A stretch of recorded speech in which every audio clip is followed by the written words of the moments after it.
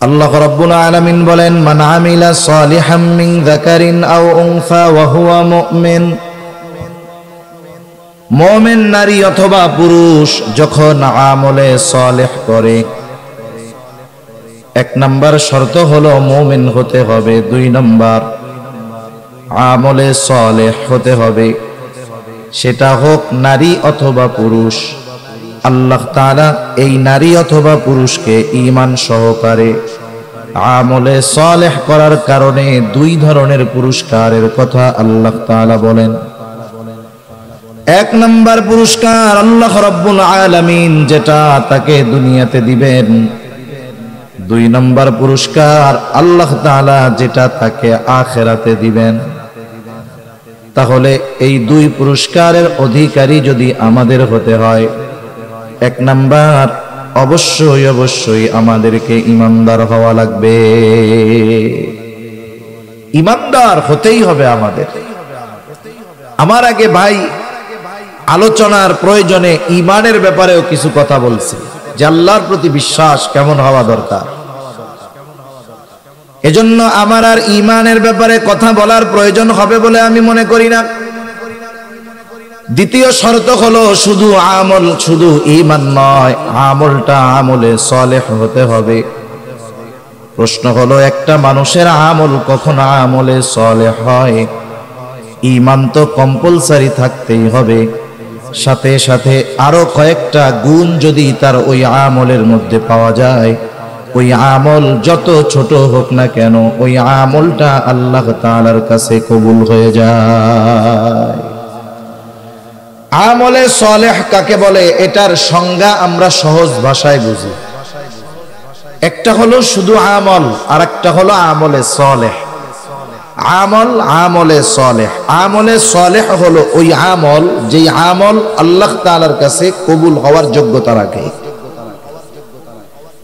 যেহেতু সামনে আমলের এক সিজন আসতেছে, রমজান মাস আসতেছে, আর মাত্র 15 দিন পরে। এখন আমরা কষ্ট করে রোজা রাখলাম, 20 রাকাত তারাবি পড়লাম, আরো অন্যান্য ইবাদত করলাম। আমার মধ্যে যদি ওই শর্তগুলো অনুপস্থিত থাকার কারণে আমার এই কষ্টের আমল আল্লাহর দরবারে কবুল না হয়, তাইলে এর চাইতে কষ্টের আর কিছু হতে পারে? আর কিছুই কষ্টের হতে পারে না।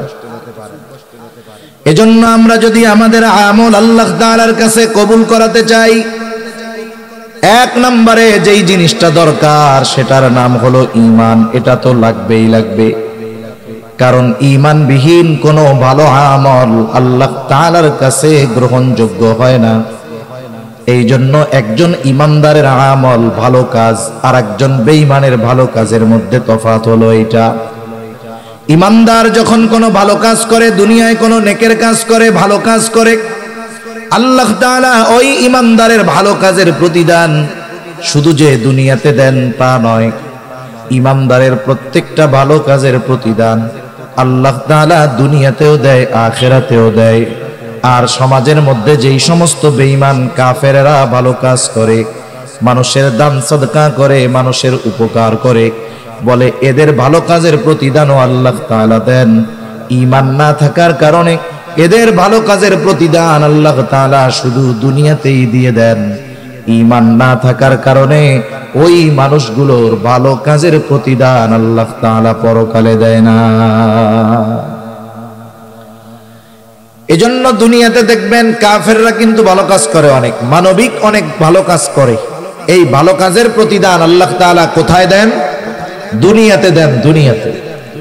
আর যারা মুমিন, এদের ভালো কাজের প্রতিদান আল্লাহ তাআলা শুধু দুনিয়ায় দেন তা না, আখিরাতে দিবেন তো দিবেন। অনেক সময় ভালো কাজের প্রতিদান দুনিয়াতে আল্লাহ নাও দিতে পারে। সেজন্য একটা মানুষ যদি তার ভালো কর্মের দ্বারা দুই জাহানে উপকৃত হতে চায়, তাহলে তার ঈমান দরকার। আপনাকে ইকোটা বন্ধ করতে বলছি, ফুল এরা কথাই বোঝে না। এই ইকো কার কার কার কার এতবার দরকার নাই তো, এটা বন্ধ করেন, ইকো বন্ধ করেন। আপনি রিভার্ব দিয়ে আওয়াজটা ছেড়ে দেন।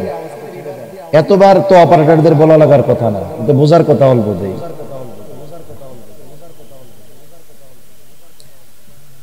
তাহলে একজন ঈমানদার ওই সময় সে ভালো কাজের প্রতিদান আখিরাতে পাবে যখন তার ঈমান থাকবে।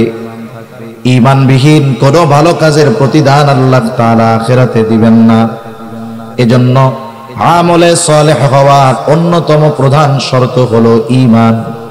এখন আসেন দ্বিতীয় বিষয়, আমার আমলগুলো যদি আল্লাহ তাআলার কাছে গ্রহণযোগ্য করাতে হয়, কবুল করাতে হয়, এর পরপর কি দরকার? তাহলে 1 নাম্বার দরকার হলো ঈমান, 2 নাম্বার দরকার হলো ইখলাস তথা নিয়তের বিশুদ্ধতা। আমি আপনি যেই আমল করি না কেন, সেটা ছোট হোক আর বড় হোক, আল্লাহ তাআলার কাছে ওই আমলটা কবুল হওয়ার অন্যতম শর্ত হলো আমলটা হতে হবে একমাত্র আল্লাহ তাআলার সন্তুষ্টির জন্য। দুনিয়াতে কোনো মানুষ যদি কোনো আমল মানুষকে দেখানোর জন্য করে, ওই আমল কবুল তো হবেই না, বরং ওই আমল আখিরাতে তার জাহান্নামে যাওয়ার কারণ হয়ে যাবে।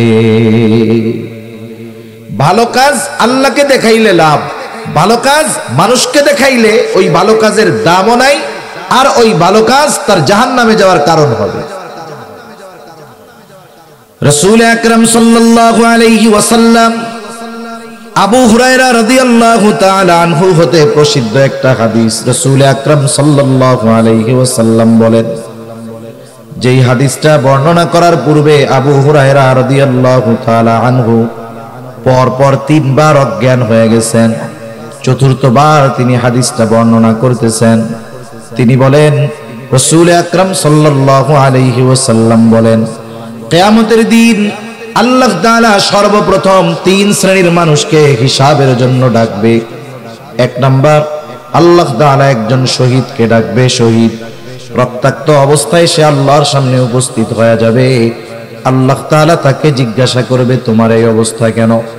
লোকটা বলবে, আল্লাহ, আপনার দ্বীন আপনার জমিনে প্রতিষ্ঠা করার জন্য কাফেরদের বিরুদ্ধে জিহাদ করতে করতে আমি আমার জীবনটা দিয়ে দিয়েছি। আল্লাহ তাআলা বলবেন, জীবন দিয়েছো, যুদ্ধ করেছো বুঝলাম, কিন্তু তোমার এই যুদ্ধের মূল উদ্দেশ্য কি ছিল? লোকটা তখন বলবে, আল্লাহ, আমি যুদ্ধ করেছি আপনার সন্তুষ্টির জন্য। বলেন তো, আল্লাহ তাআলা আমার আপনার অন্তরের খবর জানে কি জানে না? আল্লাহ তাআলা আমার আপনার খবর কতটা জানে? কোরআনুল কারীমের মধ্যে আল্লাহ তাআলা বলেন, ওয়ালাকাদ খালাকনাল ইনসানা ওয়া না'লামু মা তুওয়াসওয়িসু বিহি নাফসুহু ওয়া নাহনু আকরাবু ইলাইহি মিন হাবলিল ওয়ারিদ। আল্লাহ তাআলা বলেন, আমি মানুষ সৃষ্টি করেছি, শুধু তাই না, ওয়া না'লামু মা তুওয়াসওয়িসু বিহি নাফসুহু, আমি জানি কোন জিনিস তার অন্তরের মধ্যে ওয়াসওয়াসা দেয়। দুনিয়ায় অনেক প্রযুক্তি এখন আধুনিক।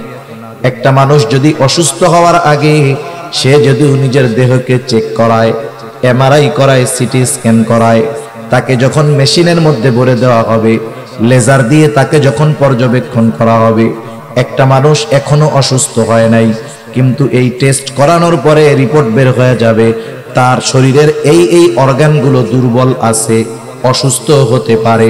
তার মানে একটা মানুষ অসুস্থ হওয়ার আগে মোটামুটি তার অবস্থা, দেহের অবস্থা সে মেশিনের মাধ্যমে জানতে পারে।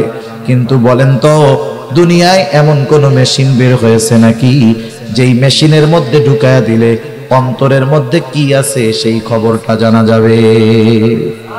আছে?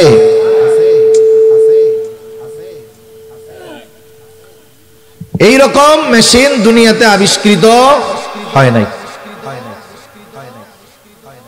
রাসূল আকরাম সাল্লাল্লাহু আলাইহি ওয়াসাল্লাম বলেন, আল্লাহ রাব্বুল আলামিন তখন বলবে, না বান্দা, আমি আল্লাহ তোমার অন্তরের খবর জানি। তুমি কেন যুদ্ধ করেছো জানি, কারণ যুদ্ধ করেছো যাতে করে দুনিয়ার মানুষ তোমার বীরত্বের প্রশংসা করে, তোমাকে বীর বলে, বাহাদুর বলে। তুমি যে উদ্দেশ্যে দুনিয়ায় জিহাদ করেছো, দুনিয়ায় তুমি তা পেয়ে গেছো, কারণ তুমি দুনিয়ার মানুষ তোমাকে বীর বলেছে, বাহাদুর বলেছে। সুতরাং আজকে আমি আল্লাহর তরফ থেকে তোমার জন্য কিছু নাই, তুমি চলে যাও, তোমার ঠিকানা হলো জাহান্নাম। আল্লাহ তাআলা দ্বিতীয়তে একজন দানবীরকে ডাকবে, জিজ্ঞাসা করবে, আমি আল্লাহ তোমাকে অনেক সম্পদ দিয়েছিলাম, এই সম্পদ তুমি কোন কাজে কোথায় ব্যয় করছো? লোকটা বলবে, আল্লাহ, আপনার দেওয়া সম্পদ আমি দান করেছি, সদকা করেছি। যার ঘর নাই তাকে ঘর বানিয়ে দিয়েছি, যার বাড়ি নাই তাকে বাড়ি বানিয়ে দিয়েছি, যার খাবার নাই তাকে খাবার কিনে দিয়েছি। আল্লাহ তাআলা বলবে, বান্দা কেন তুমি এই দান সদকা গুলো করেছ? লোকটা বলবে, আল্লাহ এগুলো আমি আপনার সন্তুষ্টির জন্য করেছি। আল্লাহ তাআলা তখন বলবেন, না বান্দা, না না, তুমি মিথ্যা বলতেছ। আমি আল্লাহ তোমার অন্তরের খবর জানি। তুমি দান করেছো যাতে করে দুনিয়ার মানুষ তোমাকে দানবীর বলে, তোমার দানের প্রশংসা করে। তুমি যে উদ্দেশ্যে দান করেছো দুনিয়ায় তুমি তা পেয়ে গেছো। দুনিয়ার মানুষ তোমাকে দানবীর বলেছে, দুনিয়ার মানুষ তোমাকে গরিবের বন্ধু বলেছে। সুতরাং আজকে আমি আল্লাহর তরফ থেকে তোমার জন্য কিছু নাই, তুমি চলে যাও, তোমার ঠিকানা হলো চিরস্থায়ী জাহান্নাম। তৃতীয়তে একজন আলেম অথবা কারিকে ডাকবেন। আল্লাহ তাআলা জিজ্ঞাসা করবে, গোলাম কেন ইলম অর্জন করেছো, কেন কোরআন শিখেছো? লোকটা বলবে, আল্লাহ শুধুমাত্র আপনার সন্তুষ্টির জন্য কোরআন শিখেছি, ইলম শিখেছি। আল্লাহ তাআলা বলবে, না বান্দা, তুমি মিথ্যা বলতেছো। তুমি যে উদ্দেশ্যে ইলম অর্জন করেছো তা হলো দুনিয়ার মানুষ তোমাকে আলেম বলবে, হাফেজ বলবে, তোমার তিলাওয়াত শুনে মানুষ প্রশংসা করবে, তোমার আলোচনা শুনে মানুষ প্রশংসা করবে। তুমি মানুষের প্রশংসার জন্য আলেম হয়েছো, কোরআন শিখেছো। তুমি দুনিয়ায় তো তা পাইয়াই গেছো, কারণ দুনিয়ার মানুষ তোমার কথার প্রশংসা করেছে, তোমার ওয়াজের প্রশংসা করেছে, তোমার তিলাওয়াতের প্রশংসা করেছে। সুতরাং আজকে আমি আল্লাহর তরফ থেকে তোমার জন্য কিছু নাই, তুমি চলে যাও, তোমার ঠিকানা হলো চিরস্থায়ী জাহান্নাম। একটু খেয়াল দিয়ে বুঝেন, একটা মানুষ তার জীবনটা দিয়ে দিয়েছে, আরেকজন মানুষ জীবনের অর্জিত সম্পদগুলো দান করেছে, আরেকজন মানুষ দুনিয়ার কথা চিন্তা না করে ইলম অর্জন করেছে। এত কষ্টার্জিত বিষয়গুলো কোনো মূল্য পায় নাই কেন? বলে ওইগুলো করেছে ঠিক, তবে আল্লাহর সন্তুষ্টির জন্য করে নাই, যার কারণে এই ইবাদত, এই আমল তার কোনো কাজে আসে নাই। উল্টা জাহান্নামে যাওয়ার কারণ কেন হলো? বুঝে থাকলে একটু জবাব দিবেন জবান খুলে। বলেন তো, ইবাদতের একমাত্র হকদার কে? আরো জোরে বলেন, কে? আল্লাহ হলেন ইবাদতের একমাত্র হকদার। কেউ যদি আল্লাহ তাআলার হক নষ্ট করে, অর্থাৎ ইবাদত করার দরকার ছিল আল্লাহর সন্তুষ্টির জন্য, কিন্তু করলো মানুষের সন্তুষ্টির জন্য, এটার দ্বারা হলো শিরক। এক নাম্বার, ওই ইবাদত আল্লাহর জন্য হয় নাই, হয়েছে শিরক। দ্বিতীয়ত, ইবাদতের হকদার ছিল আল্লাহ, ইবাদত আল্লাহর জন্য হয় নাই, বিদায় আল্লাহর হক নষ্ট হয়েছে। শিরক যুক্ত ইবাদত আল্লাহ তাআলার কাছে কোনো দাম নাই, এই জন্য ওইটা বাদ। দুই নাম্বার, ইবাদতের হকদার ছিল আল্লাহ, যেহেতু অন্যর জন্য করার কারণে আল্লাহর হক নষ্ট করা হয়েছে, এই জন্য এই ইবাদত কাজে আসবে না, বরং তার জাহান্নামে যাওয়ার কারণ হয়ে যাবে। সেজন্য আমরা যেই ইবাদত করি না কেন, আমরা ওই ইবাদত গুলো আল্লাহ তাআলার সন্তুষ্টির জন্য করব। সেটা যত ছোট ইবাদত হোক, যত বড় ইবাদত হোক, আল্লাহর জন্য যদি না হয় ওই ইবাদতের কোনো দাম আছে? যত ছোট ইবাদত হোক, আল্লাহর জন্য যদি হয়, দাম আছে না নাই? এটার নাম হলো ইখলাস, যে আমার সব ইবাদত একমাত্র আল্লাহ তাআলার জন্য হবে। যখন কোন ছোট ইবাদতের মধ্যেও এই উদ্দেশ্য থাকে, ওই ইবাদতটা তখন সুন্দর বলে বিবেচিত হয়। আল্লাহ তাআলা বেশি ইবাদত, বেশি আমল আমাদের কাছে চায় না। আল্লাহ তাআলা সুন্দর ইবাদত চায়, সুন্দর আমল চায়। সুন্দর কাকে বলে? আমরা আমাদের সংজ্ঞায় সুন্দর সেটাকে বলি যেটা দেখার পরে চক্ষু তৃপ্ত হয়, অন্তরের মধ্যে প্রশান্তি আসে। এখন বলেন তো, আপনাদের সামনে যদি একজন আফ্রিকার কালো মানুষকে এনে দেওয়া হয়, আমাদের সংজ্ঞায় বলেন তো ওই লোকটা ভালো না কালো? ভালো লাগবে আমাদের? চোখ তৃপ্ত পাবে? তৃপ্তি পাবে? চোখ তৃপ্তি পাবে না, চোখের ভালো লাগবে না। তাহলে আমাদের সংজ্ঞায় কালো যে, সে সুন্দর না। কিন্তু আল্লাহ তাআলার সংজ্ঞা, সৌন্দর্যের সংজ্ঞা এটা ভিন্ন সংজ্ঞা।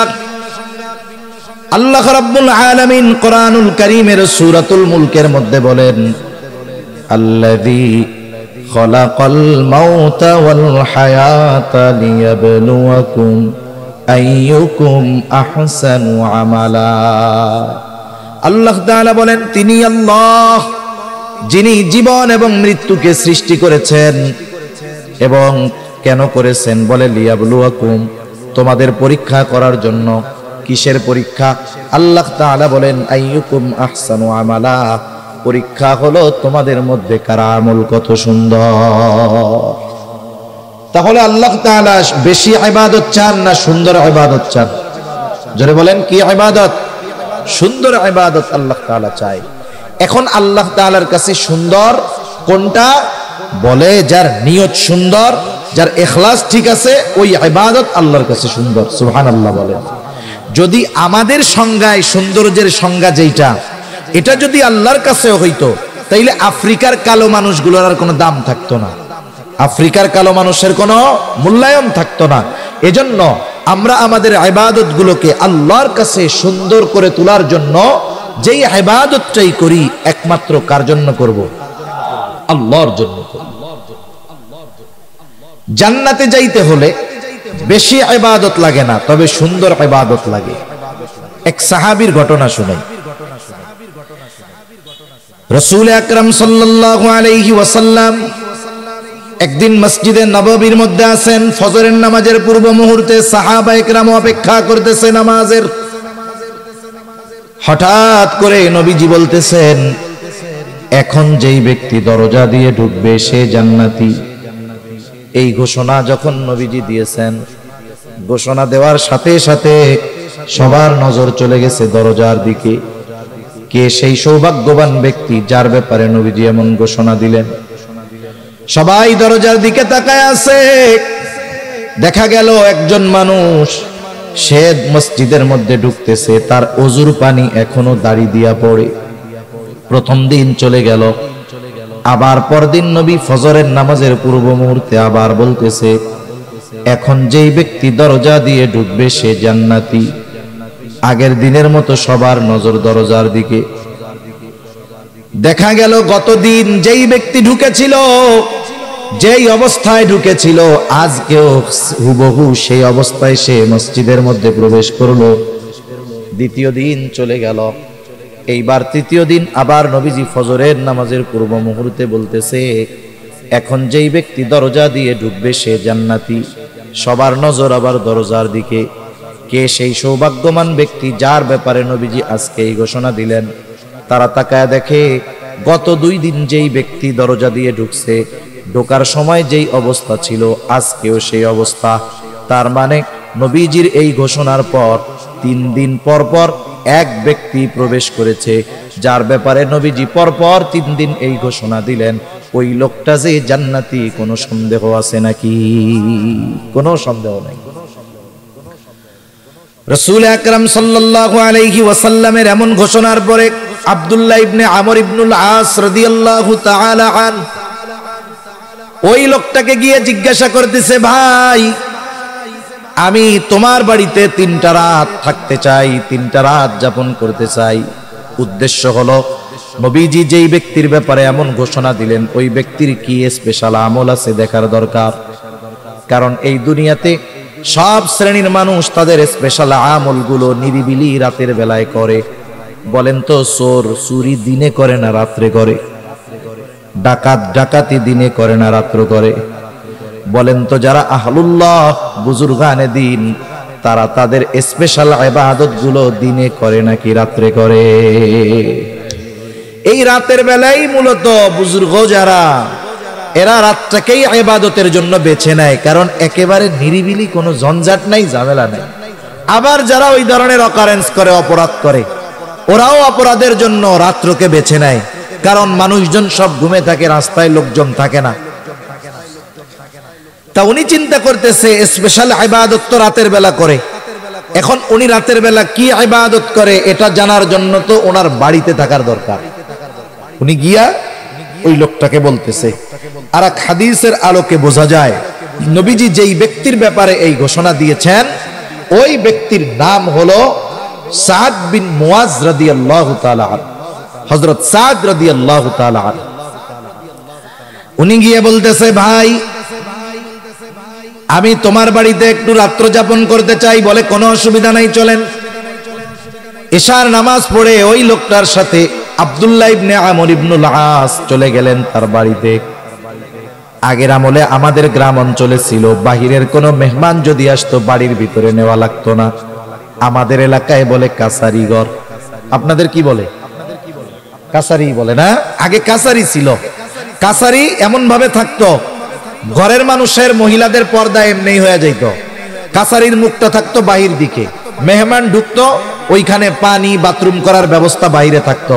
তার মানে একজন মেহমান আসলে ভেতরের মহিলাদের পর্দার ব্যাপারে কোনো সমস্যা হইতো না। দেখেন আগের মানুষেরা, আমাদের মা দাদিরা নানিরা, এনারা কিন্তু এত বোরকা পইরা ঘুরে নাই। কিন্তু এমনও দেখা গেছে ওই দাদি নানিদেরকে ওই বাড়ির মানুষ সারা জিন্দেগিতে অন্য পরপুরুষ এক নজরও দেখতে পারে নাই। ঠিক কিনা বলেন? আসলে বিষয় হলো বোরকাটা পর্দার জন্য জরুরি তা না, পর্দার জন্য মূলত নিজেকে প্রস্তুত করার দরকার। এখনের বোরকাগুলো পরার পরে তো আরো পর্দার চাইতে বেপর্দা হয়। ঠিক কিনা বলে? বোরকা পরে কেন? বলে পর্দা করার জন্য। পর্দা করার জন্য যদি পরে, এখনকার যে ভাব বোরকা, আসলে ওইটা তো পর্দার জন্য হয় না, বরং মানুষকে আরো তার পোশাকের প্রতি আকৃষ্ট করার জন্য পরা হয়।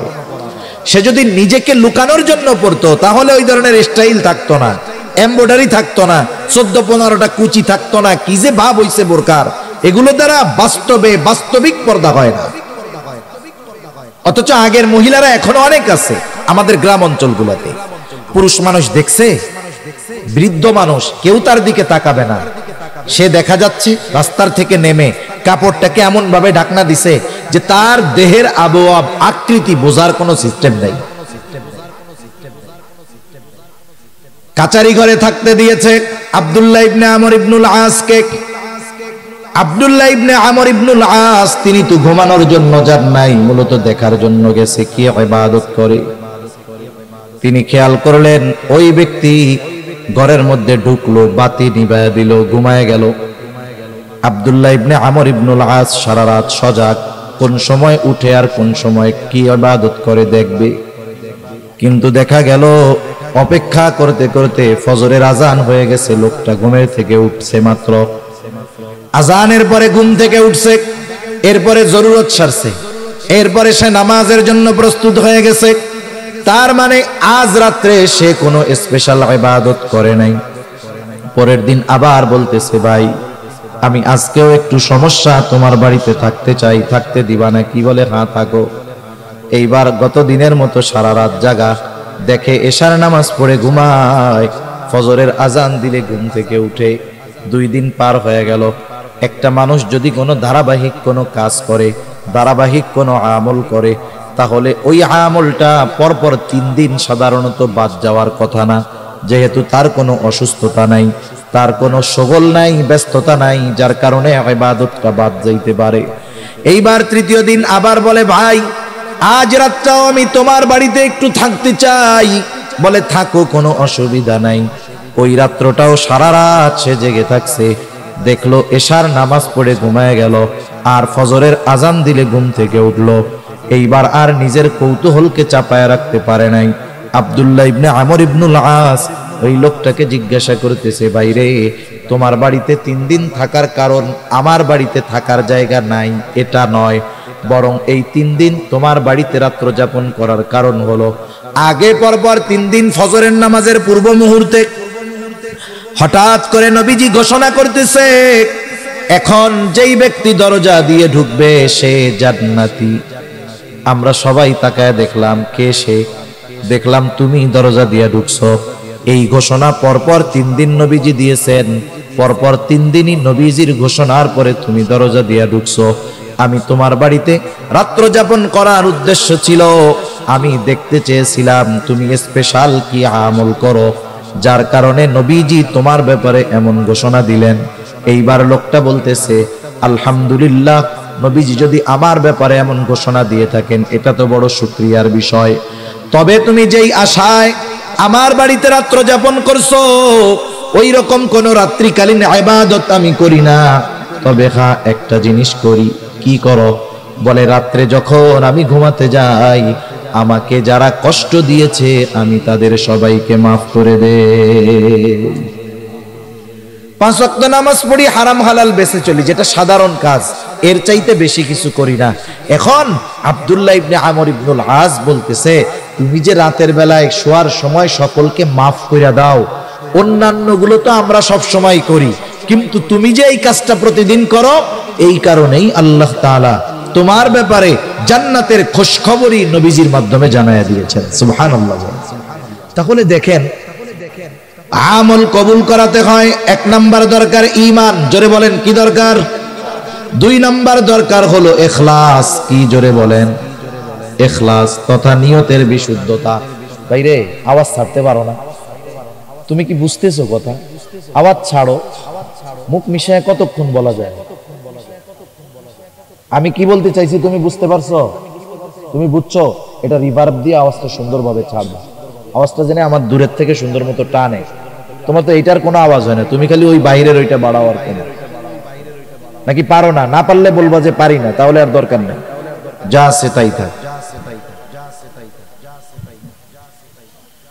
তাহলে 1 নাম্বার দরকার হলো ঈমান, 2 নাম্বার দরকার হলো ইখলাস তথা নিয়তের বিশুদ্ধতা, 3 নাম্বার দরকার হলো সুন্নাত। সুন্নাত, কারণ দুনিয়ায় কোনো ইবাদত নাই যেই ইবাদতের সুন্নাত পদ্ধতি নাই। ইবাদত নিজস্ব মন গড়া পদ্ধতিতে করলে হয় না, ইবাদত করতে হয় মুহাম্মাদুর রাসূলুল্লাহ সাল্লাল্লাহু আলাইহি ওয়াসাল্লামের পদ্ধতিতে। সুন্নাত হলো এমন এক জিনিস, তথা নবীজির পদ্ধতি হলো এমন এক জিনিস, তুমি না পারলে থাক, আমি মাপছে, না পারলে থাক, যা আছে তাই করো। একটা হলো গাড়ি ভালো,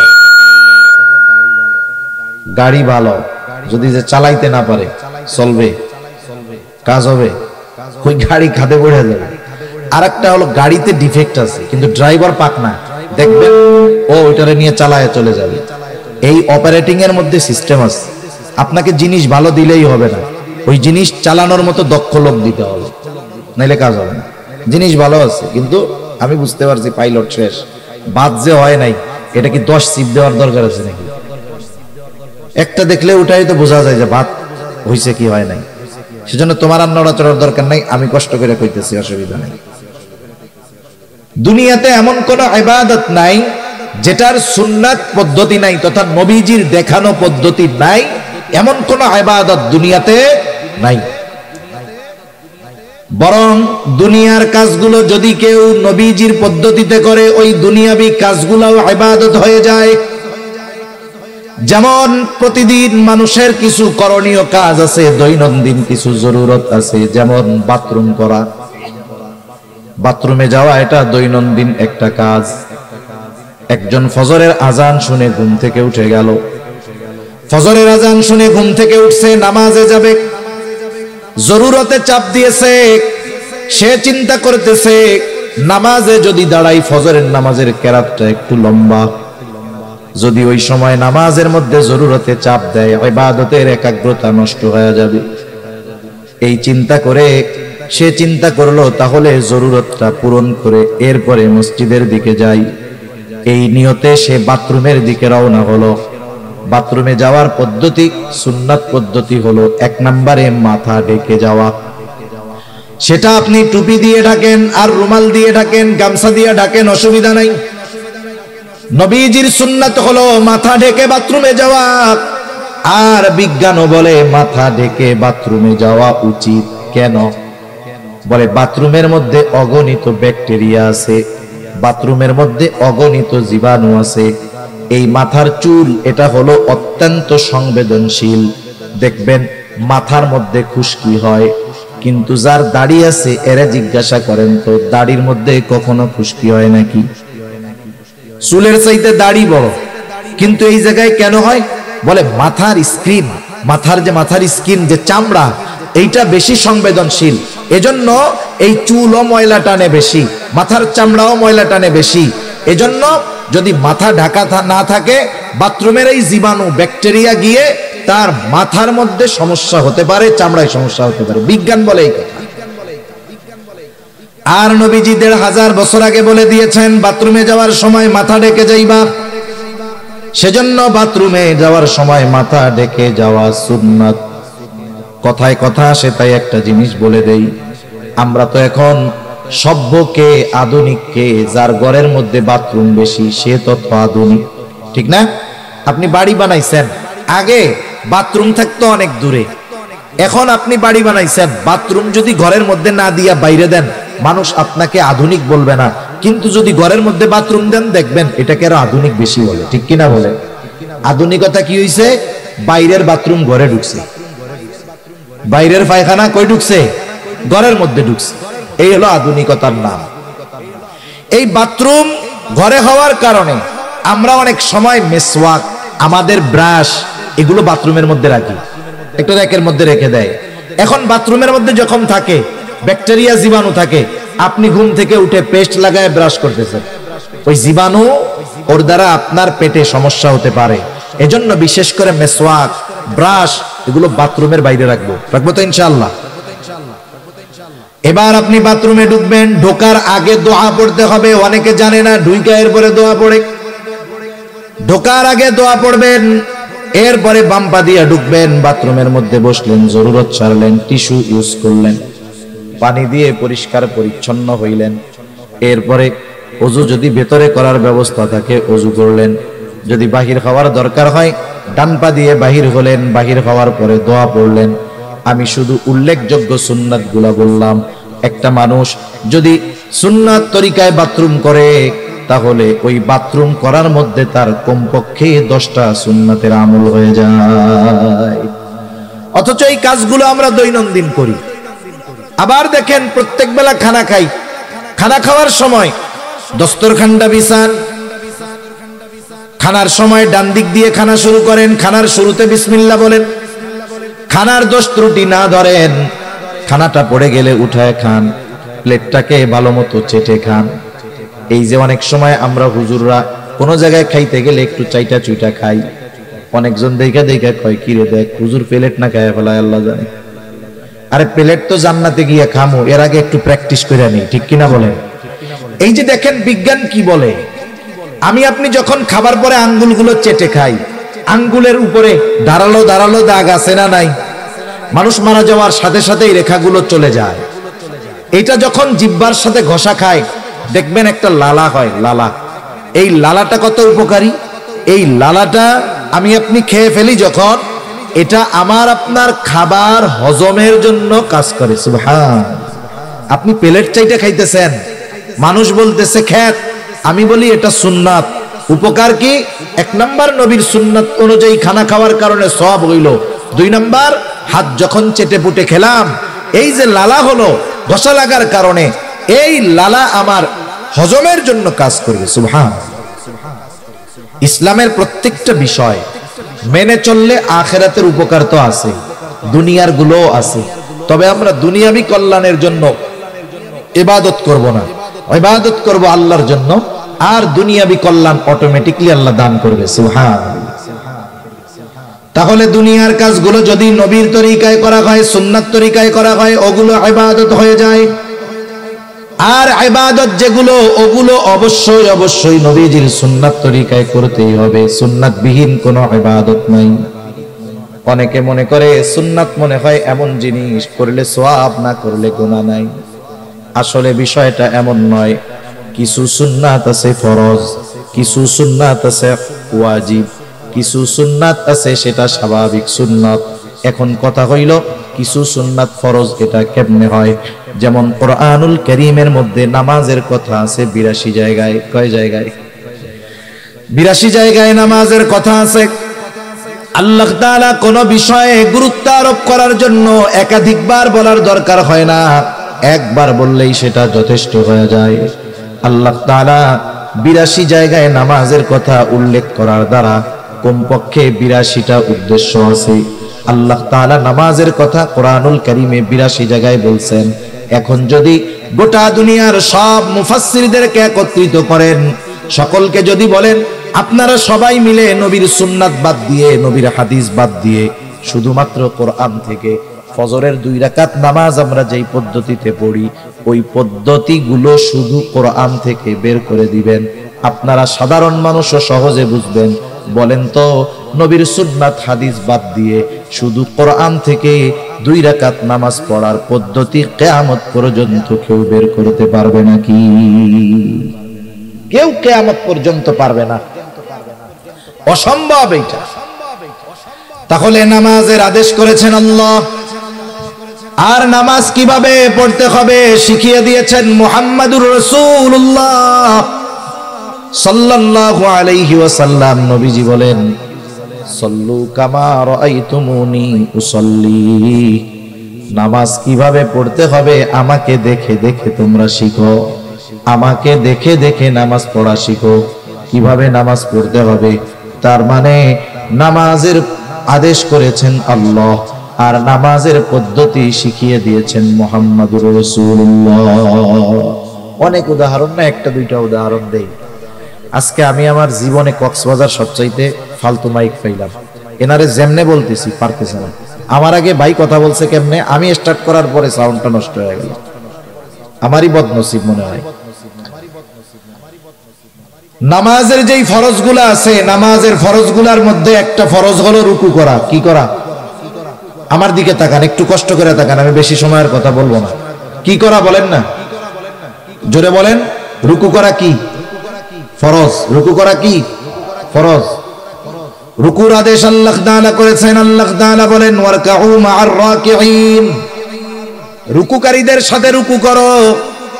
এখন রুকু শব্দের অর্থ হলো ঝুঁকা, ঝুঁকা। এখন ঝুঁকবেন কতটুকু? একজন দাঁড়ানো, সে যদি মাথা ঝুঁকায় এটাও ঝুঁকানো, যদি একেবারে নিচু হয়ে যায় সেটাও ঝুঁকানো। এখন আপনি যদি শুধু কোরআন থেকে রুকুর পদ্ধতিটা নিজে আবিষ্কার করতে চান, তাহলে কতটুকু ঝুঁকতে হবে বের করতে পারবেন না। তাহলে এই ফরজ, রুকু করা ফরজ, কতটুকু ঝুঁকতে হবে, কিভাবে পিঠ থাকবে, নজরটা কোথায় থাকবে, এটা কিন্তু আল্লাহ বলে দেন নাই, এটা আমাদের শিখিয়ে দিয়েছেন মুহাম্মাদুর রাসূলুল্লাহ। তাহলে এই রুকুর পদ্ধতিটাও একটা সুন্নাত পদ্ধতি। এই জন্য নবীজির কিছু সুন্নাত আছে যেগুলো ফরজের সাথে সম্পৃক্ত, আবার কিছু সুন্নাত আছে যেটা ওয়াজিব। সারা দুনিয়ার মুহাক্কিক উলামায়ে কেরাম একমত, কেউ কষ্ট নেবেন না। এই যে আমাদের দাড়ি হয়, এই দাড়ি হলো মুসলমানদের একটা শিআর, একটা নিদর্শন। উচিত কি? নবীজি বলেন দাড়ি লম্বা করো, মোছকে খাটো করো। নবীজি বলছেন মোছ খাটো করো, দাড়ি লম্বা করো। কতটুকু করতে হবে? মুহাক্কিক উলামায়ে কেরাম গবেষণার মাধ্যমে বলেন, সাহাবায়ে কেরামের আমলকে দেখে বলেন, তাবেঈন, তাবে তাবেঈনের আমলের আলোকে বলেন, কমপক্ষে একটা মুমিনের দাড়ি 1 মুষ্টি পরিমাণ রাখতে হবে। যদি সে না রাখে, যদি সে খাটো রাখে, সেটে রাখে, তাহলে অবশ্যই অবশ্যই তাকে গুনাহগার হতে হবে। এটা নবীর সুন্নাত। এই সুন্নাতটা কিন্তু ওই সুন্নাত নয় যে রাখলে সওয়াব, না রাখলে গুনাহ নাই। এই সুন্নাতটা হলো দায়েমি সুন্নাত, এজন্য এটা হলো ওয়াজিব। এই সুন্নাতটা কি বলেন? এই নবীর এই দাড়ি রাখার পদ্ধতিটা কি হবে? ওয়াজিব, না রাখলে গুনাহ হবে। আমরা দোয়া করি যারা রাখতে পারে নাই আল্লাহ তাদের রাখার তৌফিক দান করুক, সকলে বলি আমিন। আবার কিছু সুন্নাত সাধারণ সুন্নাত, আমি যে কথা বোঝানোর জন্য বলতেছিলাম, দুনিয়ার যে কোনো ইবাদত রাসূল আকরাম সাল্লাল্লাহু আলাইহি ওয়াসাল্লামের দেখানো পদ্ধতিতে করতে হবে, নাইলে ওই ইবাদত আল্লাহ তাআলার কাছে কবুল হবে না। তাহলে পেছন থেকে আবার একটু রিভিশন দেই। ইবাদত কবুল হওয়ার জন্য 1 নাম্বার দরকার হলো ঈমান, 2 নাম্বার দরকার হলো ইখলাস তথা নিয়তের বিশুদ্ধতা, যে আমি এই ইবাদত কাকে খুশি করার জন্য, কাকে দেখানোর জন্য করতেছি। 3 নাম্বার, ওই ইবাদতটা হতে হবে নিজের পদ্ধতিতে নয়, নবীজির পদ্ধতিতে। 4 নাম্বার, সে যেই ইবাদত করবে সেই ইবাদতের ব্যাপারে তার জ্ঞান থাকতে হবে, ইলম অর্জন করতে হবে। এই জন্যই নবীজি সাল্লাল্লাহু আলাইহি ওয়াসাল্লাম বলেন, তলাবুল ইলমি ফারিদাতুন আলা কুল্লি মুসলিম, দ্বীনি ইলম শিক্ষা করা প্রত্যেক মুসলমান নরনারীর উপরে ফরজ। কতটুক ফরজ? কেউ কেউ বলেন যতটুকু দ্বারা সে নিজে দ্বীনের উপরে চলতে পারে এতটুকু শিক্ষা করা ফরজ। আবার কেউ কেউ বলেন না না, বরং এর চাইতে আর একটু বেশি শিখতে হবে। কেন? বলে আল্লাহ তাআলা কোরআনুল কারীমের সূরাতুত তাহরীম 28 নম্বর পারা আল্লাহ তাআলা বলেন, ইয়া আইয়ুহাল্লাযীনা আমানু কু আনফুসাকুম ওয়া আহলিকুম নারা। আল্লাহ তাআলা বলেন, হে ঈমানদারেরা, তুমি নিজে জাহান্নামের আগুন থেকে বাঁচাও, অধীনস্থদেরকে জাহান্নামের আগুন থেকে বাঁচাও। তার মানে নিজেও বাঁচতে হবে, নিজের পরিবার পরিজনকেও বাঁচাতে হবে। কেমনে বাঁচবা? বলে নিজে আল্লাহ তাআলার আদেশ নিষেধ মান্য করার মাধ্যমে নিজে বাঁচো, আর অধীনস্থদেরকে মান্য করানোর মাধ্যমে বাঁচাও। নিজে আমল কইরা বাঁচো, অধীনস্থদেরকে আমল করে বাঁচাও। নিজে আল্লাহর হুকুম আহকাম মেনে চলার মাধ্যমে বাঁচো, অধীনস্থদেরকে হুকুম আহকাম মেনে চালানোর মাধ্যমে বাঁচাও। এজন্য আল্লাহ তাআলা কোরআনুল কারীমের মধ্যে একা আমাকে আপনাকে নামাজি হওয়ার আদেশ করেছেন তা নয়। আল্লাহ তাআলা নামাজের ব্যাপারে যেমন বলেন, ওয়ামুর আহলাকা বিসসালাতি ওয়াসতাবির আলাইহা, আরে তুমি তোমার অধীনস্থদেরকে নামাজের আদেশ করো, তুমিও তার উপরে অটল থাকো। কিছু কিছু জায়গায় আল্লাহ তাআলা নিজের আমলের আগে অধীনস্থদেরকে করানোর আদেশ দিয়েছেন। তার মানে আমাদের সমাজে অনেক মানুষ আছে নিজে নামাজ পড়ে, সন্তানরা নামাজ পড়ে না, নিজে নামাজ পড়ে, নিজে ঠিকমতো দিনের উপরে চলে, নিজের ঘরের মানুষ চলে না। আছে না নাই? মনে রাখবেন, ধরা পড়ে যেতে হবে কিয়ামতের দিন। আমি আমল করলাম, অধীনস্থদেরকে দিয়ে আমল করাইলাম না, আদেশ করলাম না। আরে যাদের জন্য রক্ত আপনি পানি বানাইলেন, যাদের জন্য সম্পদ উপার্জন করলেন, আপনার উপার্জিত সম্পদ যারা ভোগ করলো, আল্লাহ না করুক এই সন্তানগুলো, আপনার অধীনস্থ মানুষগুলো যদি কিয়ামতে জাহান্নামী হয়, আপনি যদি ইবাদতের পাহাড় নিয়ে ওঠেন, কিয়ামতের দিন ওই আপন মানুষগুলো আপনার আমার জান্নাতে যাওয়ার সবচাইতে বড় বাধা হয়ে দাঁড়ায় যাবে। ঠিক কিনা বলেন? এজন্য ফিকির শুধু একা না, অধীনস্থদেরকে নিয়ে করতে হবে। যেহেতু আল্লাহ তাআলা বলেছেন নিজে জাহান্নামের আগুন থেকে বাঁচো, অধীনস্থদেরকেও বাঁচাও। কেমনে বাঁচবা, কেমনে বাঁচাইবা? বলে আল্লাহ তাআলার আদেশ নিষেধ মান্য করার মাধ্যমে নিজে বাঁচো, অধীনস্থদেরকে মান্য করানোর মাধ্যমে বাঁচাও। বুঝে থাকলে খেয়াল দিয়ে একটু জবাব দিবেন। বলেন তো, আল্লাহ তাআলার আদেশ নিষেধ মেনে চলতে হলে ইলমে দ্বীন দরকার আছে না নাই? আবার যদি আপনি আপনার পরিবার পরিজনকে দ্বীনের উপরে চালাতে চান, ইলমে দ্বীন জানার দরকার আছে না নাই? এই জন্য তারা বলতেছে একটা মানুষের ওই পরিমাণ দ্বীনে ইলম অর্জন করা ফরজ যতটুকুর দ্বারা সে নিজে এবং অধীনস্থদেরকে জাহান্নামের আগুন থেকে বাঁচাতে পারে। এইটুকু পরিমাণ কমপক্ষে সকল মুসলমানের জন্য শেখা ফরজ। আমি জানি যে আমাদের সমাজে, আমাদের কমিউনিটিতে, আমাদের দেশে অনেক 5 ওয়াক্ত নামাজি এই পরিমাণ ইলমে দ্বীন তার জানা নাই। আছে না নাই? এখন কি করবেন? আপনি যদি আপনার মসজিদের ইমাম সাহেবকে গিয়ে বলেন, হুজুর, রাসূল আকরাম সাল্লাল্লাহু আলাইহি ওয়াসাল্লাম তো বলছে দ্বীন ইলম শিক্ষা করা প্রত্যেক মুসলমান নরনারীর উপরে ফরজ, কমপক্ষে ওইটুকু শিখতে হবে যার দ্বারা নিজে দ্বীনের উপরে চলা যায়, অধীনস্থদেরকে চালানো যায়। আমরা তো এই পরিমাণ মনে হয় জানি না। এটাকে বলা হয় জরুরতে দ্বীন। হুজুর, আমাদেরকে একটু জরুরতে দ্বীন একটু শিক্ষা দেন, যেটুকু শিক্ষা করা ফরজ। আপনার মসজিদের ইমাম সাহেব কি বলবে যে না এটা আমি পারবো না? বলবে? জোরে বলেন না, বলবে? বলবে না। সে চেষ্টা করবে শিখায় দেওয়ার। আপনি যদি কোনো মাদ্রাসার শিক্ষকের কাছে গিয়ে, মাদ্রাসায় গিয়ে মাদ্রাসার প্রিন্সিপাল মুহতামিম সাহেবকে বলেন যে আমাদের এই জরুরতে দ্বীন শেখার একটা ব্যবস্থা করে দেন, বলেন তো তারা কি বলবে? আমরা পারবো না। তার মানে আপনার আমার শেখার ব্যবস্থা আছে, আমরা আমাদের গাফলতির কারণে শিখি না। এই না শেখাটা কি হচ্ছে? এক তো গুনাহগার হচ্ছি, দ্বিতীয়ত দেখা যাবে যে ইবাদত গুলো করতেছি ওই ইবাদত গুলোর মাসলা মাসাইল না জানা থাকার কারণে কোন সময় ইবাদত নষ্ট হচ্ছে নিজেও টের পাই না। যেমন ইমানের পরে সবচেয়ে বড় আমল হলো নামাজ। নামাজের কিছু বিষয় আছে ফরজ, কিছু বিষয় আছে ওয়াজিব। যেমন নামাজের বাহিরে ভিতরে 13 ফরজ। বলেন তো ফরজ ছুইটা গেলে নামাজ হবে নাকি? এক লোক নামাজ পড়তেছে, পাশে আর একজন পড়ে, সে নামাজ শেষ করার আগে 2টা সাউ সিজদা দিছে, এরপরে আবার সে সালাম ফিরিয়ে নামাজ শেষ করেছে। পাশের জন এমনিই জিজ্ঞাসা করে, কিরে ভাই, তুমি যে সাহু সিজদা দিলা কারণ কি? বলে সাহু সিজদা কখন দেয়?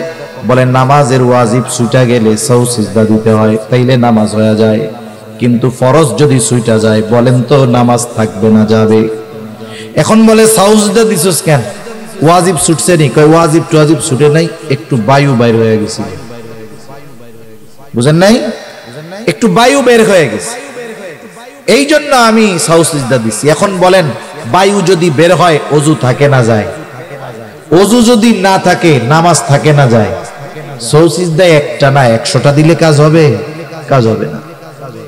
এই জন্য ইবাদত সংক্রান্ত মাসলা মাসাইল গুলো জানতে হবে, একটার সাথে একটা কানেক্টেড। আপনি একটাকে বাদ দিয়ে আর একটা পারবেন না। যেমন দেখেন, নামাজের অন্যতম এক শর্ত কি? ফরজ যে কাপড় পাক। কাপড় কি হওয়া লাগবে? পাক হওয়া লাগবে। কাপড় যদি না পাক হয় অন্য সব ঠিক, নামাজ হবে না। এখন আপনার এই ক্ষেত্রে তাহারাত পবিত্রতার মাসলাগুলো জানতে হবে, যে কোন কারণে পোশাক পাক নাপাক হয়, কোন কাজ করলে নাপাক পোশাকটা পাক হয়ে যায়। এখন উনি তাহারাতের মাসালা, পবিত্রতার মাসালা জানে না। এখন উনি কি করছেন? ওনার কাপড়ে একটু প্রস্রাবের একটা ফোঁটা পড়ছে। কাপড়ের উপরে যদি প্রস্রাবের একটা ফোঁটা পড়ে, ওই প্রস্রাবটা কি এক জায়গায় থাকে না ছড়িয়ে যায়? এক ফোঁটা প্রস্রাব যতটুকু জায়গা নিয়ে ছড়াবে, ওই কাপড়ের দ্বারা নামাজ না হওয়ার জন্য যথেষ্ট হয়ে যায়। এখন দেখেন, উনার এটা জানা নাই, উনি প্রস্রাব করছে, ঢিলা কুলুক ব্যবহার করে নাই, প্রস্রাবের একটা ফোঁটা লুঙ্গিতে লাগছে। এখন ওই ফোঁটার পানি প্রস্রাব ছড়ায় গেছে। এখন উনি সুন্দর মতো ওযু করে নামাজ পড়েছে, বলেন তো নামাজ কি হবে? একটার সাথে একটা কানেক্টেড। এটা প্রত্যেকটা মুসলমানের জানা দরকার ছিল। ওযুর ফরজ, গোসলের ফরজ, এগুলো জানার দরকার। নামাজের বাহিরে ভিতরে 13 ফরজ জানার দরকার। যদি সে না জানে কি ক্ষতি? বলে ফরজ ছুটে গেলে সে তো জানবেই না ফরজ ছুটে গেছে। দেখা যাবে জীবনে অনেক নামাজ পড়েছে, ফরজ ছুটে গেছে, এই কারণে তার এক ওয়াক্ত নামাজও আল্লাহর কাছে কবুল হয় নাই। আবার নামাজের ওয়াজিব 14টা। ওয়াজিব ছুটে গেলে সাহু সিজদা দিতে হয়। দেখা গেল তার ওয়াজিব গুলো জানা নাই, জানা থাকলেই না ছুটলে সাহু সিজদা দিবে। হ্যাঁ, ওয়াজিব ছুটে গেছে, টেরও পায় নাই, সাহু সিজদা তো দেয়ই নাই, তাহলে কি হলো? বলে তার নামাজ হয় নাই। এইবার নামাজ ভঙ্গের কারণ আছে 19টা। এগুলো নামাজিকে নামাজের আগে জানতে হবে। দেখা গেল এর থেকে যদি একটা কারণ পাওয়া যায়, নামাজ নষ্ট হয়ে যায়, নামাজ ভেঙে যায়। আবার ওযু ভঙ্গের কারণ আছে 7টা। ওযু যদি ভেঙে যায়, নামাজও ভেঙে যায়। চিন্তা কইরা দেখেন, এক নামাজ এর সাথে কত মাসালা রিলেটেড আছে। এই জন্য নবীজিও জানায়া দিয়েছেন, দ্বীনি ইলম শিক্ষা করা ফরজ। আর আমরা যেই ইবাদত করব, সেই ইবাদতের পরিপূর্ণ মাসলা যদি না থাকে, দেখা যাবে নিজের অজান্তে ইবাদতের মধ্যে ভুল হয়ে গেছে।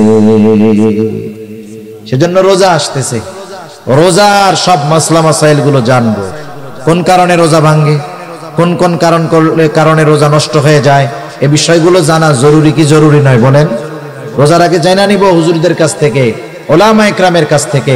নাইলে এত পরিশ্রম করে সারাদিন না খেয়ে কষ্ট করে রোজা রাখলেন, দেখা গেল সামান্য ত্রুটি, অজানার কারণে, অজ্ঞতার কারণে ইবাদত নষ্ট হয়ে গেল। মনে করেন একটা লোক জানে না যে আগুনে হাত পুড়ে যায়, এই লোক এই জিনিসটা তার কি নাই, জানা নাই। এখন সে যদি না জানে যে আগুনে হাত পুড়ে যায়, জানে না, কিন্তু আগুনের মধ্যে যদি হাত দেয়, পুড়বে কি পুড়বে না? বলেন তো। আগুন তো বলবে না যে ও জানে না, তাইলে এর আর পুরানোর দরকার নাই। এই জন্য মাসলা মাসাইলের বিষয়টা এরকম, যেগুলো জরুরতে দিন, এই বিষয়গুলো যদি আমরা না জানি, না মানি, যদি কোনো ত্রুটি বিচ্যুতি ইবাদতের মধ্যে হয়ে যায়, ওই বিষয়গুলো যদি আমার আপনার দ্বারা সংগঠিত হয়ে যায়, ইবাদত আমল নষ্ট হয়ে যাবে, আমি টের পাবো না। সেজন্য 4 নাম্বার যেই জিনিসটা দরকার, যেই ইবাদত করবে সেই ইবাদতের মাসলা মাসাইল গুলো জানবে। 5 নাম্বার, তার খাবারটাকে হালাল করতে হবে, খাবারটা হালাল। অনেক মানুষ আছে খাবার হালালের ব্যাপারে বড় পেরেশান। বিষয়টা কিন্তু এমন না, খাবার শুধু হালাল হলেই হবে না, উপার্জনটা হালাল দরকার আছে না নাই? উপার্জনও হালাল হতে হবে, খাবারটাও হালাল হতে হবে। এখনকার জামানায় মানুষ তো হারাম উপার্জন করে লজ্জিত হয় না, বরং গর্বিত হয়। সমাজের মধ্যে আরো মাথা উঁচু করে থাকে, হারামখোরের দল আছে না নাই বলেন? পরিস্থিতি কোথায়? অথচ আল্লাহর রাসূল সাল্লাল্লাহু আলাইহি ওয়াসাল্লাম হালাল উপার্জন করাকে ইবাদত বলে অভিহিত করেছে। রাসূলুল্লাহ সাল্লাল্লাহু আলাইহি ওয়াসাল্লাম বলেন, কাসবুল হালালি ফরিদাতুম বাদাল ফরিদা। ফরজ ইবাদতের পরে অন্যতম ফরজ ইবাদত হলো হালাল উপার্জন করা। একটা মানুষ যখন ফজরের নামাজ আদায় করবার পর হালাল উপার্জনের নিয়তে হালাল কর্ম করে, মনে রাখবেন একটা মানুষের কর্ম যত ছোট হোক, ওই কর্মটা যদি হালাল কর্ম হয়, ওই ব্যক্তিকে কর্মের কারণে কখনো তিরস্কার করা যাবে না। কর্ম যদি হালাল হয়, এই হালাল কর্মের কারণে তাকে তিরস্কৃত করা যাবে না। আমাদের সমাজে, আমাদের অঞ্চলে যেগুলো হয় বলি, মনে করেন কেউ থাকলে মনে করে কিছু করবেন না, আমি বোঝানোর জন্য বলি। একজন লোক রিক্সা চালায়, আমাদের সমাজে একজন মানুষ রিক্সা চালালে তাকে একেবারে নিম্ন শ্রেণীর মানুষ বলে মনে করা হয়। এলাকার একটা সমাধানের জন্য 10 জন মানুষ বসেছে, 20 জন মানুষ বসেছে, ওই এক এলাকার মানুষ, এর মধ্যে উচ্চ শিক্ষিত মানুষ আছে, ডাক্তার আছে, ইঞ্জিনিয়ার আছে, প্রফেসর আছে, শিক্ষিত মানুষ আছে, সাথে সাথে এলাকার মানুষ হিসাবে রিক্সাওয়ালাও আছে।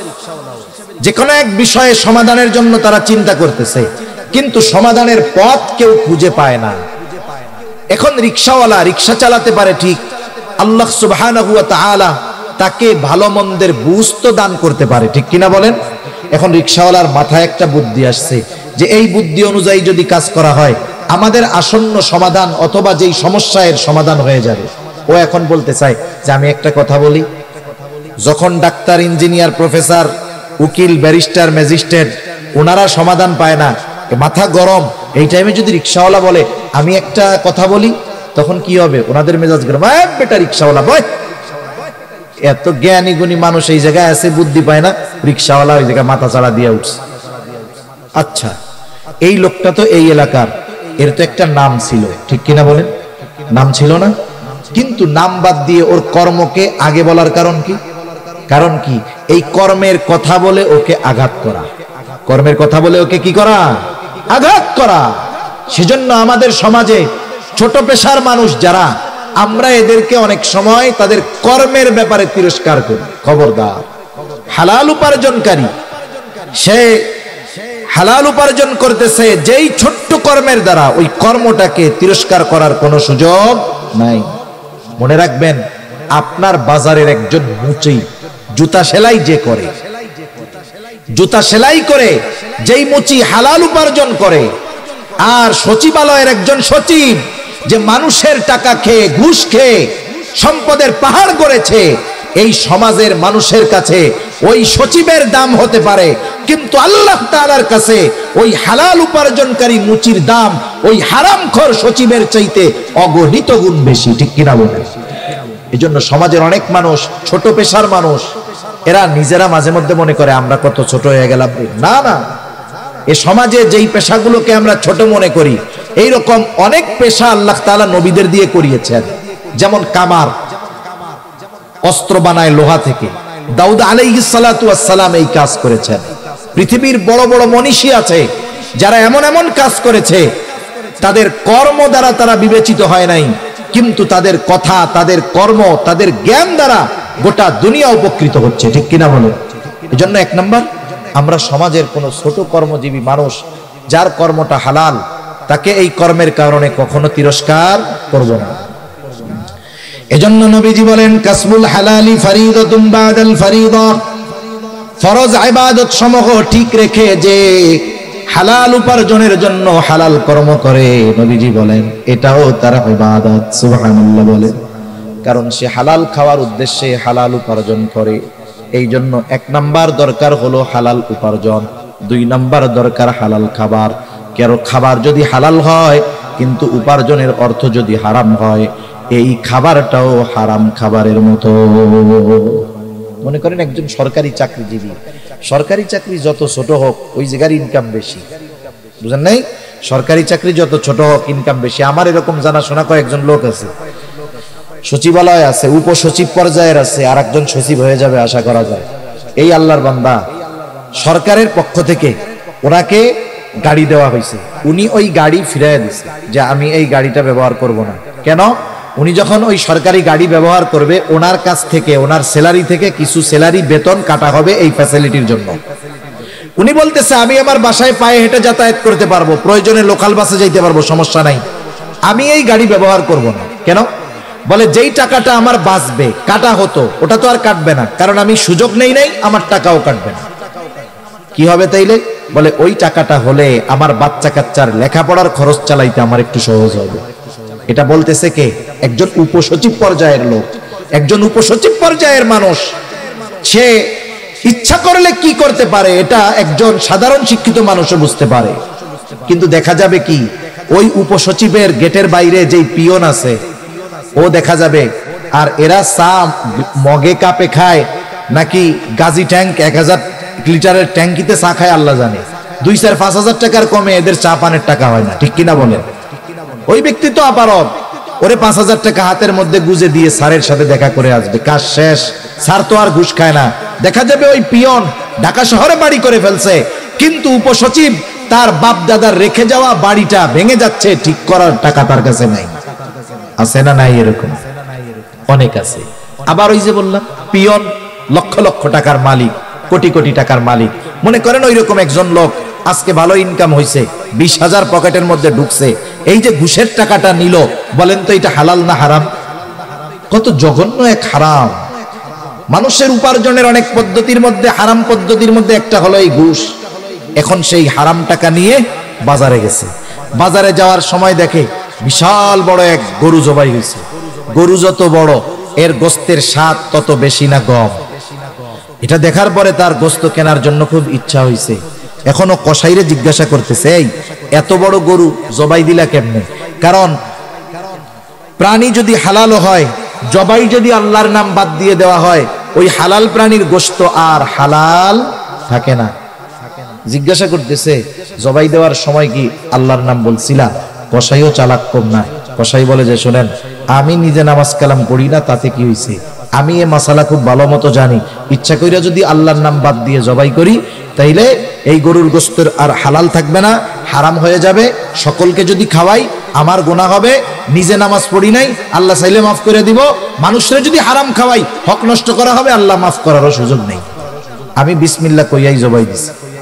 লোক নিশ্চিত হলো যে গরুর গোস্ত কি আছে? হালাল আছে। এইবার কি করতেছে? পকেট থেকে টাকা বের করে দিয়ে বলতেছে আমারে 10 কেজি গরুর গোস্ত দাও। আমার একটু বলেন, এই যে খাবারটা হালালের ব্যাপারে কত সচেষ্ট সতর্ক হলো, কিন্তু পকেট থেকে যেই টাকা দিল সেটা হালাল না হারাম? এজন্য এই বিষয়টা খেয়াল রাখার দরকার। সে যদি চুরি কইরা ওই গরুর 10 কেজি গোশত নিত, তার যেমন অবস্থা হতো, হালাল হতো না। ওই ঘুষের টাকা, সুদের টাকা দিয়ে যখন কিনছে, ওটাও হালাল হবে না। জুয়া খেলার টাকা দিয়েও যদি কিনে, হালাল হবে না। জুয়া তাস খেলা আসেনি আপনাকে ওইদিকে? হায় হায়, সমাজ ধ্বংস করে দেওয়ার এক পাপ এই জুয়া খেলা। সেজন্য যেহেতু আপনাদের জনপ্রতিনিধিরা আছে, মুরব্বীরা আছে, অনুরোধ থাকবে এই প্রজন্মকে হেফাজত করেন। এখন তো জুয়া খেলার জন্য অনেক কিছু লাগে না, মোবাইল একটা হইলে হইছে। কত জায়গায় দেখি বাজারের মধ্যে রিক্সাওয়ালা রিক্সা রেখে, সিএনজিওয়ালা সিএনজি রেখে 4 জন মোবাইলের মধ্যে লুডু খেলা শুরু করতেছে। কি চলতেছে? জুয়া চলতেছে, বুঝতেই পারবেন না। এখন তাস নিয়ে বসা লাগে না, মোবাইলের মধ্যেই 4 জনে তাস খেলতে পারে। অবস্থা খুব খারাপ। এই জুয়ার ভয়ানক থাবা থেকে এ জাতিকে, আগামী প্রজন্মকে হেফাজত করার দরকার, ঠিক কিনা বলেন? এর দ্বারা উপার্জিত পয়সা, সুদ ঘুষের পয়সা যেমন হারাম, এর দ্বারা উপার্জিত পয়সাটাও হারাম। তাহলে খাবারের ব্যাপারেও সতর্ক থাকতে হবে। খাবারটাও হালাল, উপার্জনটাও হালাল হতে হবে। এখন কথা হলো, কারো খাবার উপার্জন যদি হারাম হয় তার ক্ষতি কি? বলে বড় বড় 4টা ক্ষতি আছে। কয়টা ক্ষতি? জোরে বলেন না কয়টা? 1 নাম্বার ক্ষতি, যে হারাম উপার্জন করে, হারাম খায়, তার দোয়া আল্লাহ তাআলা কবুল করে না। এই যে আজকে রাত্রে আল্লাহ তাআলা ক্ষমার ঘোষণা দিয়েছেন, ওই মানুষগুলোর জন্য ক্ষমার ঘোষণা নাই। তাদের মধ্যে অন্যতম হলো তারা যারা হারাম খায়। তাদের দোয়া আল্লাহ কবুল করবে না। দোয়া কবুল না করলে ক্ষমা হবে কেমনে? এক নাম্বার ক্ষতি, তার দোয়া কবুল হয় না। দোয়া কবুলের কিছু সময় আছে, স্থান আছে, ওই সময় স্থানগুলোতে গেলেও তার দোয়া কবুল হবে না। এক ব্যক্তি বহু দূর সফর করে উস্কো খুস্কো চুলে বাইতুল্লাহর কাছে গিয়ে দোয়া করতেছে। সাহাবায়ে কেরাম দেখে মনে করতেছে এই ব্যক্তির দোয়া আল্লাহ তাআলা কবুল করবেন, ঠেকাবেন না। নবীজিকে আল্লাহ তাআলা ওই ব্যক্তির অবস্থা জানায় দিলেন। নবীজি বলেন, আল্লাহ তাআলা ওই ব্যক্তির দোয়া কেমনে কবুল করবে? যার উপার্জনটা হারাম, যার দেহটা হারাম খাবার দিয়ে গঠিত, যার দেহর মধ্যে হারাম পোশাক, ওই ব্যক্তির দোয়া আল্লাহ তাআলা কেমনে কবুল করবে? তাহলে হারাম উপার্জন, হারাম যারা খায়, এক নম্বরে তাদের দোয়া কবুল হয় না। দুই নাম্বার, যারা হারাম উপার্জন করে, হারাম খায়, নবীজি সাল্লাল্লাহু আলাইহি ওয়াসাল্লাম বলেন, লা ইয়াদখুলুল জান্নাতা জাসাদুন গুদিয়া বিল হারাম। হারাম বক্ষণকারীর শরীর জান্নাতে প্রবেশ করবে না। এক নাম্বার ক্ষতি, দোয়া কবুল হবে না। দুই নাম্বার ক্ষতি, জান্নাতে প্রবেশ করতে পারবে না। তিন নাম্বার ক্ষতি, আল্লাহ তাআলা কোরআনুল কারীমের মধ্যে বলেন, ইয়া আইয়ুহার রাসূলু কুলু মিনাত তাইয়্যিবাতি ওয়া'মালু সলিহা। আল্লাহ তাআলা সব রাসূলগণকে এক নির্দেশ দিয়েছেন, হে রাসূলগণ, আপনারা পবিত্র খান আর আমলে সালেহ করেন। এর দ্বারা উদ্দেশ্য হলো হালাল খান আর আমলে সালেহ করেন। বুজুর্গানে দিন উলামায়ে কেরাম বলেন, এখানে উদ্দেশ্য হলো যার খাবার অপবিত্র তথা হারাম, তার ইবাদত আল্লাহ কবুল করে না। চার নম্বর ক্ষতি, কেউ যদি হারামকে হালাল মনে করে তাহলে তার ঈমান থাকে না। একজন হারাম কাজ করতেছে, হারাম মনে করে, তার গুনাহ হবে, তবে সে বেঈমান হবে না। কিন্তু একজন হারাম কাজ করে না, কিন্তু ওই হারামকে সে হারাম মনে করে না, সে না কইরাও বেঈমান হবে। ঠিক কিনা কও? একটা উদাহরণ দিয়ে আলোচনা শেষ করে দেই। আমাদের সমাজে অনেক মানুষ আছে সরকারি চাকরি করে, সে তখন ঘুষ টুস কিচ্ছু খায় না, তার সংসার চালাতে, পরিবার চালাতে কষ্ট হয়। এরপরে সরকারি চাকরি শেষ, এখন আর কোনো টেনশন নাই, মসজিদে গিয়ে সব সময় নামাজ কালাম পড়ে, মসজিদ থেকে বাইর হয় না।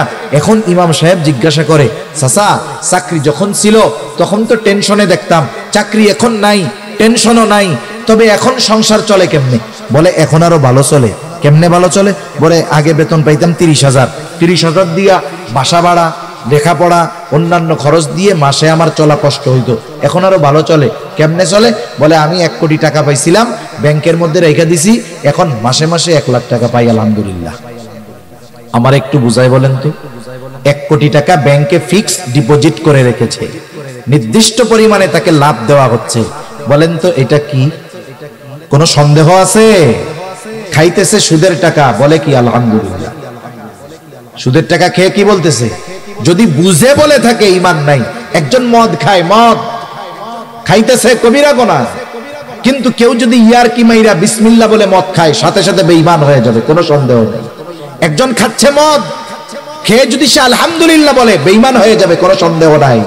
খাচ্ছে সুদ, স্পষ্ট এক হারাম, অথচ বলতেছে আলহামদুলিল্লাহ। এজন্য কেউ যদি হারামকে হারাম মনে না করে তাহলে তার ঈমান থাকে না। আসেন এবার মূল কথা। আল্লাহ তাআলা বললেন, ঈমানদার নারী অথবা পুরুষ আমলে সালেহ যদি করে, কয় ধরনের পুরস্কার? একটু জোরে বলেন, কয় ধরনের? 2 ধরনের পুরস্কার। একটা দিবেন দুনিয়ায়, আর একটা দিবেন আখিরাতে। কি পুরস্কার? 1 নম্বর দুনিয়ার কথা বলেন। আল্লাহ তাআলা বলেন, ফালানুহইয়ান্নাহু হায়াতান তাইয়্যিবা। আল্লাহ তাআলা বলেন, আমি তাকে এক পবিত্র জিন্দেগি দান করব। সুবহানাল্লাহ। পবিত্র জীবন দ্বারা উদ্দেশ্য কি? পবিত্র জীবন দ্বারা উদ্দেশ্য হলো যে আল্লাহ তাআলা এই দুনিয়ায় তাকে মানুষের মুখাপেক্ষী করবে না, এই দুনিয়ার প্রয়োজন মেটানোর ব্যবস্থা করবে। একটা হলো প্রয়োজন, আর একটা বিলাসিতা। এখানে প্রয়োজন উদ্দেশ্য, প্রয়োজন আল্লাহ তাআলা মেটানোর ব্যবস্থা করবে। আল্লাহ তাআলা এই দুনিয়াতে তাকে পারিবারিক শান্তি দান করবে। আল্লাহ সুবহানাহু ওয়া তাআলা তাকে ইবাদতের মজা দান করবে। আল্লাহ তাআলা দ্বীনের উপরে চলা তার জন্য সহজ করে দিবে। বলেন তো, আমাকে যদি কেউ এই নিশ্চয়তা দেয় আপনার এই জীবনে যত প্রয়োজন সব মেটানোর ব্যবস্থা হবে, আর কোনো টেনশন আছে? সম্মানের দিক দিয়ে কখনো মানুষের কাছে হাত পাতা লাগবে না, আপনি ইবাদতের মজা পাবেন, আপনার পরিবারের মানুষের দ্বারা আপনাকে শান্তি দেওয়া হবে, নেককার বিবি দেওয়া হবে, নেককার সন্তান দেওয়া হবে, যেই স্ত্রী সন্তান আপনার চক্ষু শীতলের কারণ হবে, সাথে সাথে আপনি ইবাদত করতে মজা পাবেন। আমরা কিন্তু ইবাদতে মজা পাই না, মসজিদে গেলে বসতে মন চায় না, চার দোকান থেকে আর উঠতে মন চায় না, ঠিক কিনা বলেন? ইবাদতের মজা এটা হলো হায়াতান তাইয়্যিবা, পবিত্র জিন্দেগি। আর আখিরাতে কি দিবে? আল্লাহ তাআলা বলেন ওয়ালা নাজজিয়ান্নাহুম আজরাহুম বিআহসানি মা কানু ইয়ামালুন। আর আখিরাতে এই আমলে সালেহ যারা ঈমানের সাথে আমলে সালেহ করেছে, এই মানুষগুলোকে আল্লাহ তাআলা দুনিয়ায় যা করছে ওই তুলনায় বহুগুণ বেশি বড় প্রতিদান আল্লাহ তাআলা দিবেন। সেজন্য সম্মানিত সুধী, পুরুষ হোক আর নারী হোক, আল্লাহ তাআলা ইবাদতের ক্ষেত্রে কাউকে কম বেশি করেন নাই। এমনটা করেন নাই পুরুষ রোজা রাখলে সওয়াব বেশি, নারী রোজা রাখলে সওয়াব একটু কম হবে, এমনটা আল্লাহ করেন নাই। ইবাদতের ক্ষেত্রে, প্রতিদানের ক্ষেত্রে আল্লাহ তাআলা নারী পুরুষকে সমানভাবেই দিবেন। শর্ত কি? বলে ঈমানের সাথে আমলে সালেহ করতে হবে। এখন আমলে সালেহ কেমনে হবে? ঈমান তো কম্পালসারি, এটা লাগবেই, সাথে সাথে ওই আমলটা ইখলাসের সাথে করতে হবে, ওই আমলটা সুন্নাত পদ্ধতিতে করতে হবে। যেই আমল করবে ওই আমলের মাসলা মাসাইল গুলো জানতে হবে, সাথে সাথে উপার্জনটা আর খাবারটা তার হালাল হবে। এইভাবে যদি দুনিয়ার জিন্দেগি অতিবাহিত করতে পারে, দুনিয়াতেও আল্লাহ তাআলা তাকে বরকত রহমত দিয়ে ভরপুর করে দিবে, আর আখিরাতেও আল্লাহ সুবহানাহু ওয়া তাআলা তার আমলের তুলনায় বহুগুণ বড় বেশি প্রতিদান আল্লাহ তাআলা তাকে দিবে।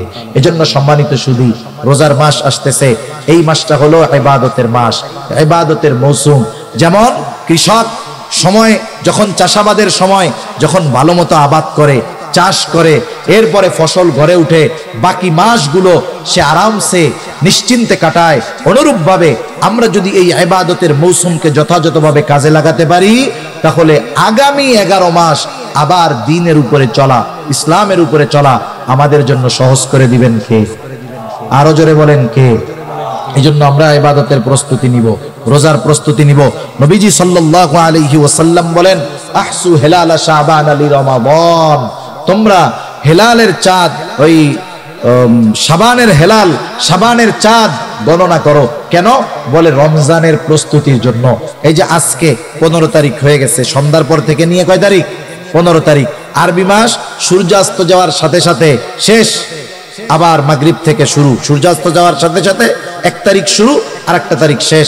সেই হিসাবে আজকে 15 তারিখ। আমরা ডে কাউন্টিং করব, ডে কাউন্টিং করব যে রমজানের প্রস্তুতির জন্য। আর 14 দিন, আর 13 দিন, 12 দিন। দেখবেন আপনি যদি ইবাদত করার ইচ্ছা থাকে, এইভাবে যদি প্রস্তুতি গ্রহণ করেন, রমজানের আগে যদি ঘরের বাইরের যেই প্রয়োজনীয় কাজগুলো সেরে নিতে পারেন, যে কাজগুলোর কারণে ইবাদত কষ্টসাধ্য হতে পারে, ওই কাজগুলো যদি আমরা সেরে নিতে পারি, তাহলে রমজানের ইবাদতগুলো নিশ্চিন্ত মনে, প্রফুল্ল মনে করা যাবে ইনশাআল্লাহ। সেজন্য আমরা প্রস্তুতি নিব তো ইনশাআল্লাহ। যেহেতু আমলের সিজন আসতেছে, আমরা সকলেই আমল করব। যে নামাজ পড়ে না সেও পড়বে তখন, কিন্তু করলাম কিন্তু কবুল হলো না, তাহলে এই কষ্টটা তো বৃথা গেল। এজন্য ইবাদত কবুল হওয়ার বিষয়গুলো আপনাদের খেদমতে আরজ করলাম। হাসরের মাঠ কোথায় হবে? শহীদের মর্তবা কেমন হবে? স্থানীয় পর্যায়ে বিভিন্ন এনজিও যথা আশা, ব্যারাক, প্রত্যাশী থেকে লোন নেওয়া জায়েজ হবে কিনা? হাসরের ময়দান কোথায় হবে? এই পৃথিবীটাই হাসরের ময়দান হবে। কিয়ামতের আলামতগুলোর মধ্যে উল্লেখ আছে, শেষ জামানায়, একেবারে শেষ সময় সবাই জেরুজালেম মুখী হবে, এবং ওই শাম, ওইটা কিয়ামতের ময়দান হবে।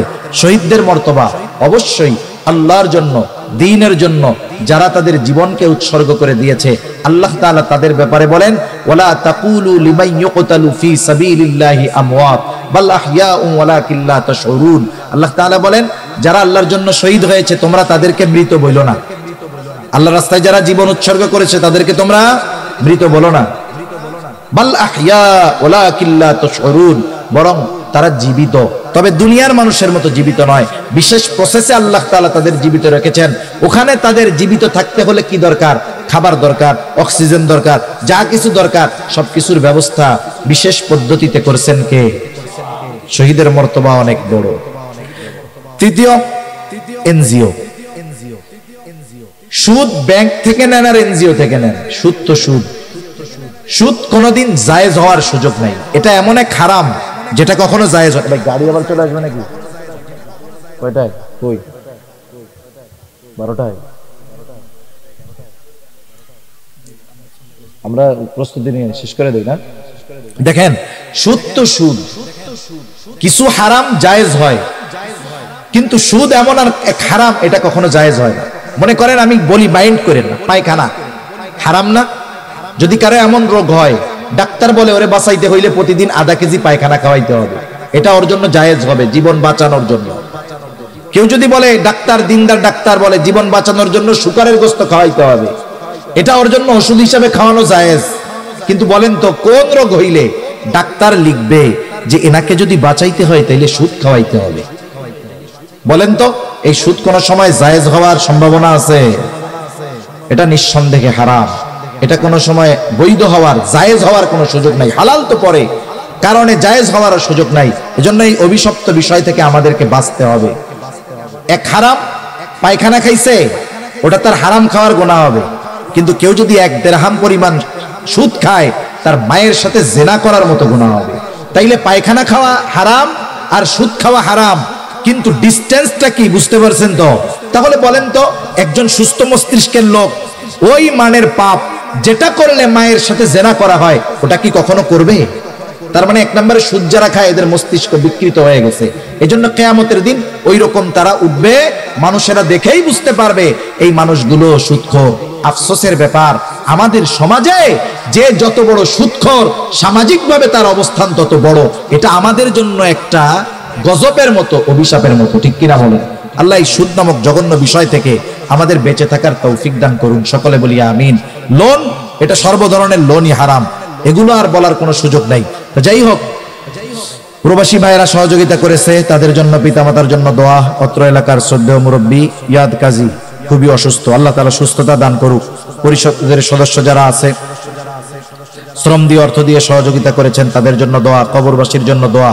দেলোয়ার সাহেব তার মরহুম পিতার জন্য দোয়া চেয়েছেন, আল্লাহ তাআলা ওনার পিতাকে মাফ করে দিক। সর্বোপরি অত্র এলাকার সকলের জন্য, বাংলাদেশের জন্য দোয়া। কিছু বলার আছে আপনাদের? কিছু বলবেন? দোয়া করে দেব। হ্যাঁ, সৈয়দ কাজী অসুস্থ। জি জি, কিছু বলবেন? বলার আছে? তাহলে এই যে সভাপতি সাহেব আছেন, উনি দোয়া করে দিবেন। আচ্ছা, আমরা দুরূদ শরীফ পাঠ করি। আল্লাহুম্মা সাল্লি আলা মুহাম্মদ ওয়া